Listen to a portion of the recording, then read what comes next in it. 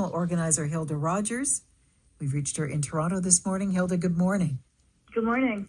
How do you define spring cleaning? I think it's basically just a time to refresh your home with the new hope of a new season.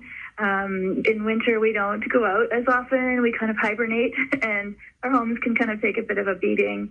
So it's a good opportunity in the spring to just reset, refresh, do some cleaning that we maybe normally don't do some decluttering, and just have sort of a fresh start, so that when we're ready to, enjoy the outdoors or have guests over again, it's not an overwhelming task to suddenly clean before your guests come over. But for someone who is paralyzed by the idea of spring cleaning, where do they start? So I think that the issue is that we have this myth in our minds, this idea in our minds that we have to do it all at once. Like, I need to do all my spring cleaning this weekend and then be done with it.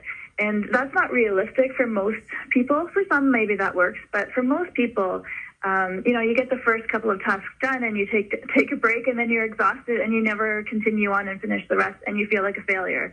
So rather than doing that, I'm a big believer in breaking things into smaller, manageable tasks. And so if you make a list of things you want to accomplish and then spread it out over a few weeks, do one thing today and maybe another thing on the weekend and something else, a few more things next week, you'll see progress, and you'll feel more motivated to continue, and you won't just give up partway through. You'll actually be able to do more of the things that you want to get done. What tips or tricks do you have to make the whole idea of cleaning easier, the actual cleaning process itself? The actual cleaning part? Yeah, I think if you can have all of your supplies in one place. A lot of times people have things, in the kitchen and in the bathrooms and in the basement and in a linen closet. And it just gets overwhelming I don't even know what I have. And so I'm just going to keep buying more things. And you end up with a lot of partially used cleaning supplies. So having one location where, especially for spring cleaning, where you can just take that, a caddy or something and move these things throughout your home and use them in all the different places that you're cleaning, it just makes it a lot easier, and you end up with a lot less clutter afterwards. Yeah, let's talk about decluttering, because some people don't think they need it, but if you went into their home, you'd say, yeah, you need to declutter. So everyone's tolerance for clutter is different. There are some people who function very well with a reasonable amount of stuff in their homes, but other people, it's overwhelming, and they get anxious and depressed by just the amount of stuff in their homes, and they don't know how to tackle it, and it just gets overwhelming. So asking for help is a good thing. That's what I do all the time, is help people to do their decluttering when it gets too overwhelming to do it themselves. But even if not, the same philosophy of doing a little bit at a time, really, it all adds up. And I always say decluttering is kind of like laundry. Like, you're never really finished, because things are always entering our home, and we have to really just stay on top of it and avoid getting a huge pile of stuff in the end. I like your idea as well that you need to bring in a fresh set of eyes to take a look, that sometimes we don't see it the way other people see it. It's true, yep.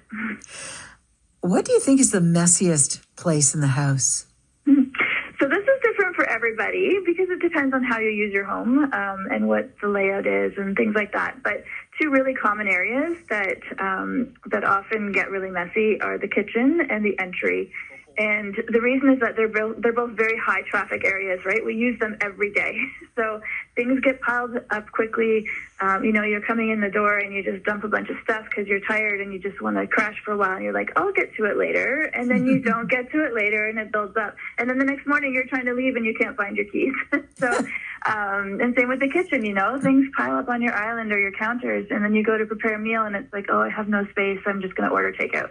And so trying to stay on top of those two areas on a regular basis is really important for, how your home functions and how you feel about your day. I've had somebody say that the piles seem like a good idea, but they're not a good idea if they just stay as a pile. Yeah, you have to actually deal with them. And once there's a few things on a pile, it's easier to keep adding to the pile than it is to actually deal with it. It just becomes overwhelming and you just don't. So yeah, keeping on top of it is really important. All right, our spring resolution. Get rid of the piles. Hilda, thank you so much. You're welcome. My pleasure. Thanks. Hilda Rogers is a professional organizer, and we reached her this morning in Toronto.